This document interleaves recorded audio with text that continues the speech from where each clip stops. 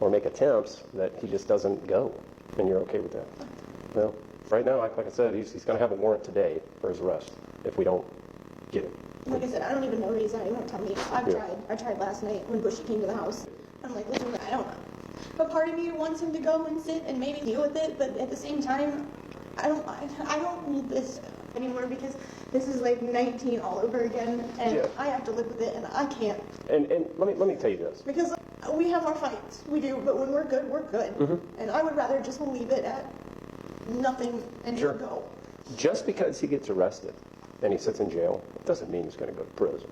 They take a lot of what, as far as sentencing goes, and that's even if he doesn't even take a plea deal.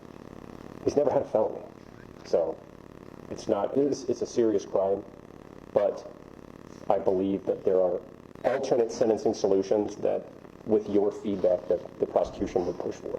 And about 60% of every sentence you see, you read about it in the paper, see it on the news, it's victim influenced. A victim's advocate will get assigned to you. They'll make and you can voice these concerns and these issues. Say, look, he needs to sit for a bit to see what he's done, but in the end, I don't want him to go to prison. I want him to get help, or I want him to do this. He needs to go to drug treatment. I'm saying at this point, if I can do this, I can go get him help, and I know that he will. But if I just let this go, then I cannot live with that. I can't. I have been through too much with that man to just be like, you know what? Right. He's got problems. I've got problems. We both know that. And I cannot do it. I cannot live with myself to not at least, give him that option for me. You fucked up. Mm-hmm. Here's your chance to do the right thing for once. And I think that he will, but...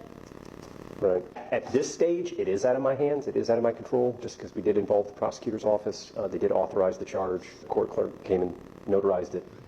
Once he's arrested and arraigned, then you start to have some say. He can't stop this machine from turning. Once he goes to court, however, that's when your involvement begins.